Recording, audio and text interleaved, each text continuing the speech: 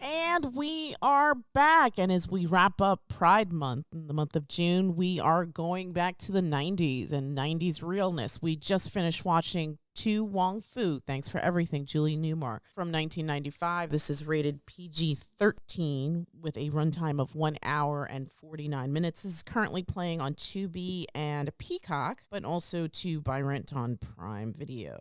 This is by director Beeban Kidron with a screenplay by Douglas Carter Beane, and again was released in the 90s. This stars Wesley Snipes as Noxeema Jackson, Patrick Swayze as Vida Boheme, and John Leguizamo as Chichi Rodriguez, three New York City drag queens who are going out to Hollywood, California to compete in the Drag Queen of the Year competition. And along the way, their car breaks down and they stop in some little podunk town in the middle of nowhere, USA, and become entrenched in the lives of the locals. I'm going to go around the table to get impressions. Gigi, can I start with you? What did you think of the film? I loved it. I've been wanting to watch this for weeks. One of my friends recommended it to me because she really likes Patrick Swayze. What's not to love about Patrick Swayze? What did you think of the film? I thought it was really fun, and it was almost 2 hours, but it didn't feel like it. I felt like it went by pretty fast, even though we watched it on Tubi, so there was a horrible amount of commercials. There was. Sorry about that. Who was your favorite of the trio? I don't know if I could pick between Vida and Noxeema, to be honest. It definitely wouldn't be Chi-Chi because she really annoyed me. Chi-Chi was annoying, yes. We had running commentary. Did you have a favorite scene? I mean, this movie is from the 90s, so it's okay to spoil it.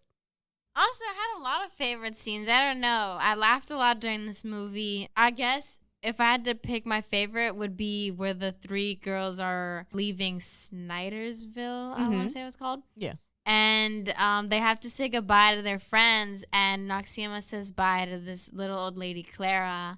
And I really liked the little friendship that they developed. I thought it was really sweet. Yeah. And Vida says goodbye to Carol Ann. Yes, and that was sweet too. That was sweet. I'm not gonna lie, I shed a tear when Carol Ann says, "I love you, Vida." Oh, yes, I actually saw this in the theater. I was thoroughly entertained, and I think I did get misty at that scene as well. Olive G, what did you think of the film? I thought it was good. Yeah, what'd you like about it? It was funny. Yeah. Did you like the friendships between Noxeema and Vida and Chi-Chi? Oh, yeah. Did you have a favorite?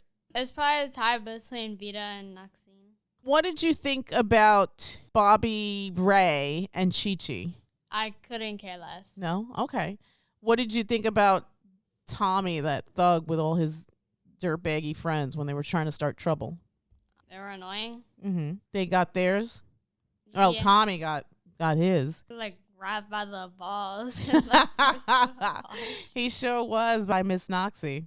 This is your first time watching the film. What did you think? I thought it was good. It was a cute little film. It's funny we'll be pairing this with The Birdcage, Which is also 90s realness. which is also 90s, and I guess these two films are sort of like a introduction to mainstream audiences for that kind of community. Prior to that, people like that were generally viewed, in films anyway, they were generally viewed as criminals or weirdos or degenerates or side characters. And these two films, they're front and center. They're presented in a endearing and empathetic way. And the story on this one was good. It was kind of a paint by numbers sort of thing. There wasn't anything new or exciting or interesting ground being broken.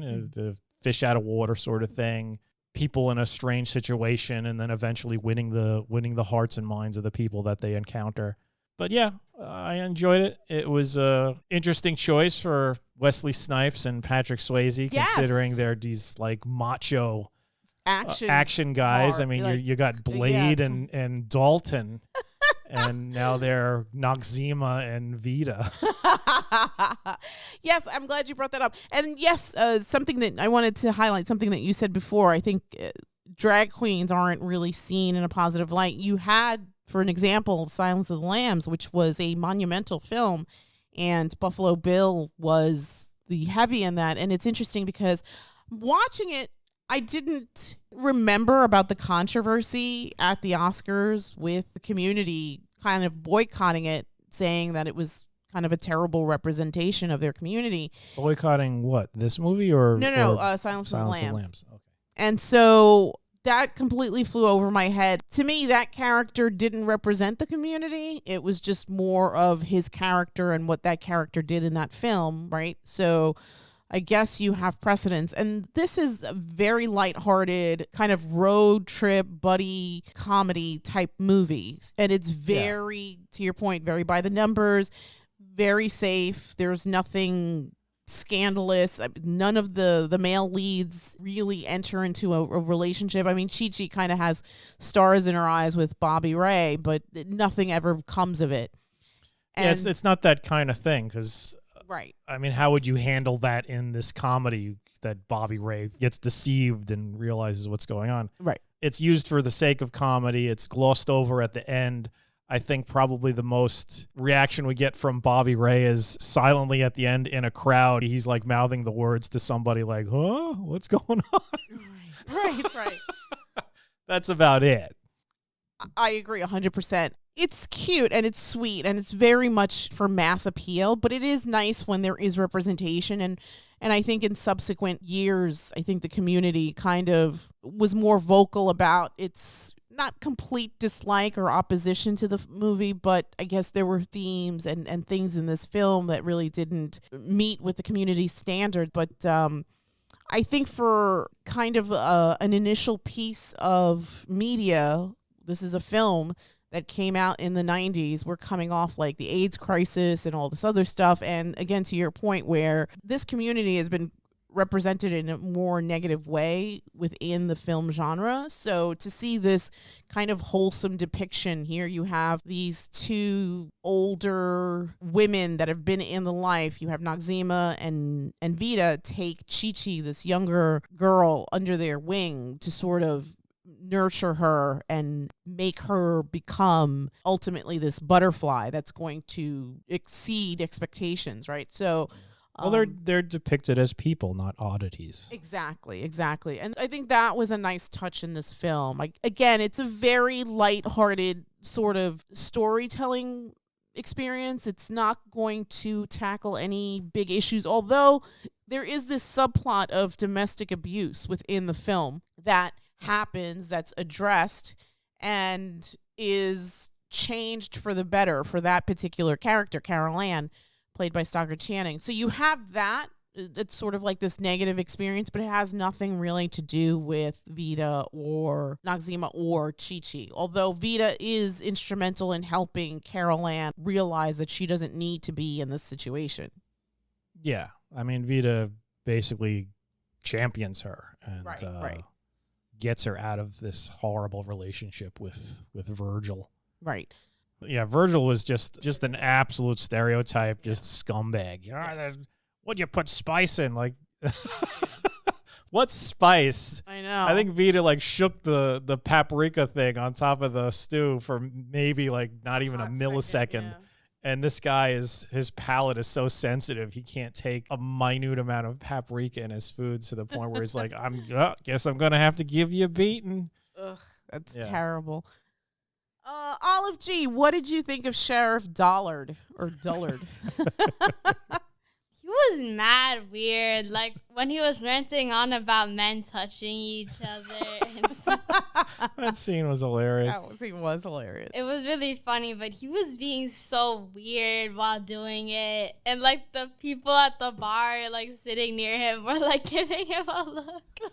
He's getting so descriptive, like fingers mingling through chest hair. Yes. Stubble rubbing against each other. I don't know. Yeah, it was a little much. He was something. He was a weirdo. Masculine scent of aftershave.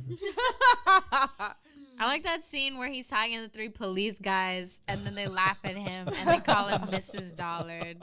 Yeah, there was a lot of quick, witty banter throughout this film, which was nice too. Yeah, the writing on it was pretty sharp. You know what? You saw The Birdcage with me. Of the two, this one actually came out before. The Birdcage comes out a year later. Of the two, which one did you like more? I think I may have liked this one more because, I mean, I did like The Birdcage. But if there was an issue to be had with it, it was their son was such a jackass. Yeah. He was completely unlikable, and they were, I mean, I understand they're playing the parents, so they want to bend over backwards to do what their child wants or give him what he needs or what he thinks he needs. But man, he was an asshole, that kid. I agree. I actually like To Wong Foo more. I don't know if that was intentional. I just think that was just the feeling that you get from him, that he's an asshole. Whereas in this, every character, even Chi-Chi, who was kind of annoying at times and could be selfish, but that was the character. She was a bit immature. And also, Chi-Chi was pushing that stereotype to the max. Yes. Yeah, so Chi-Chi was a bit annoying, but she was nowhere near as bad as Val. As Val from The Birdcage. I agree. I was going to say I actually liked, I think I liked this film a lot more too because of that. And funny enough, the connection, Robin Williams is in both of them. I mean, he has a bigger role in the other one, but he's got a little he's got a little cameo. John Jacob Jingleheimer Schmidt. I can't believe you remembered that. That's a song. Oh, is it? Yeah, John Jacob Jingleheimer Schmidt. Didn't his one of the name girls is my make a name joke too. about it too? Yeah, they said his name is my name too. Yeah, I think Noxie said it. Yeah. You don't remember that? Not at all. Not at all. I have no idea where that song is from, but I've heard that song It as sounds a like child. an election jingle or something. It maybe. does, but it was something from our childhood. I thought it had something to do like a frog. I don't Maybe, I don't know. I honestly have no idea where it came from. I just remember as a child hearing that song and then like me and my friends just sort of like goofing on it. Gee, what did you think of Rachel Tensions?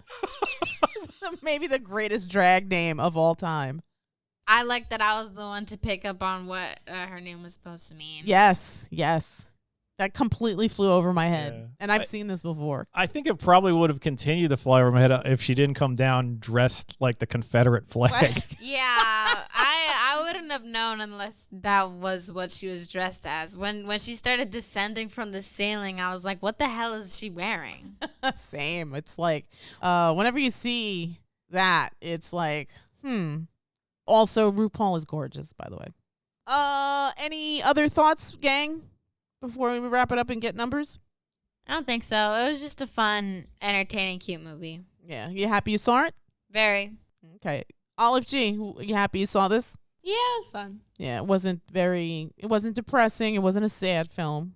Nah. It's just nice, fun entertainment. Yes, agreed. What say you? I enjoyed it. If I had to give it a number between 1 and 10, I'd give this a 7. Ah, very nice. Gigi, 1 to 10. 8. Olive G, 1 to 10. 8. I am going to give it a 7.5. I think I'm like right there in the middle. I think again, I saw this in the theater. I had a blast. It's very sweet. It feels a little dated, but it's still watchable, and it's still a sweet kind of film. And I agree with G that for a movie that's pushing close to 2 hours, it didn't feel like it. The pacing was pretty decent. Sometimes you lose that. I feel like this movie is from 1995. This is a very long time ago. This is what, 30 years? Wow. This movie is 30 years old. And yet the storytelling in it is still fluid and moves at a decent pace so that you don't feel bored or annoyed or anything like that. I think to G's point, the most annoying thing were the Tubi breaks for the commercials. And like we said, it's a simple story. It's not going to wow you with its complexity, but sometimes a simple story is all you need. Yeah, and I think at the core, it's about love and acceptance and just being comfortable in your own skin, whoever it is that you are. I think having the ladies come to this town definitely transforms the town for the better, and people now are living their most authentic self. Bobby Lee sort of gets what she wants. Oh, God, what was her name? Blythe Danner's character. She got Jimmy Joe, and Clara started talking again, and the other ladies kind of like got into their own thing. They touched the lives of everybody, of the humble townsfolk. Yes. And Carol Ann got out of her situation, and through her actions, Noxeema makes the young men of the town a little bit more gentlemanly and better. This is playing on Tubi and Peacock, but it's also to buy rent on Prime as we close out the month of Pride. We caught up with To Wong Foo. Thanks for everything, Julie Newmar. And we absolutely think it's worth a watch. And with that, we will bid you all a Good night. Good night. Good night. good night.